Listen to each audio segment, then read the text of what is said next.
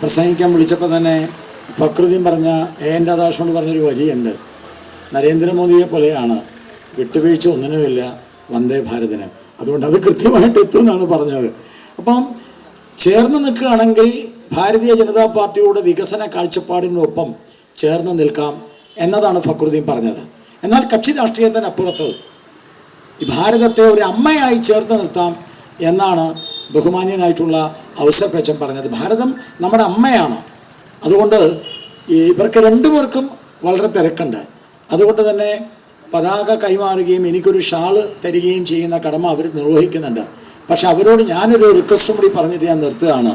കാരണം അവർ ഉദ്ഘാടനത്തിന് മുമ്പ് തന്നെ ഇവിടെ നിന്ന് പോകുന്നത് കൊണ്ട് വാസ്തവത്തിൽ എൻ രാധാകൃഷ്ണനായിരിക്കും അത് സംസാരിക്കേണ്ടിയിരുന്നത്, അഥവാ സംസാരിക്കാൻ ഉദ്ദേശിച്ചിട്ടുണ്ടാവുന്നത്. പക്ഷെ ഞാൻ പറയാൻ ആഗ്രഹിക്കുകയാണ്, കക്ഷി അപ്പുറത്ത് നല്ല ആളുകൾ അവർ രാഷ്ട്രീയത്തിൽ വരണം.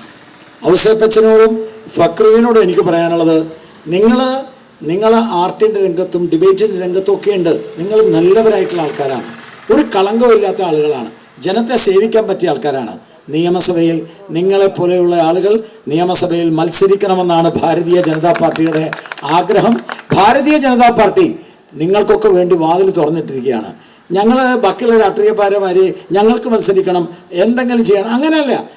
നല്ല ആളുകൾ, സമൂഹത്തിലെ നല്ല ആളുകൾ കക്ഷി രാഷ്ട്രീയത്തിനപ്പുറത്ത് നമ്മുടെ നിയമസഭയിൽ വരണം. നിയമസഭയിൽ മുണ്ടുപൊക്കി കാണിച്ച് അടിയുണ്ടാക്കുന്ന ആൾക്കാരല്ല വേണ്ടത്. കേരളത്തിന് വേണ്ടി എന്തെങ്കിലും ചെയ്യുന്ന ആൾക്കാരാണ് വരേണ്ടത്.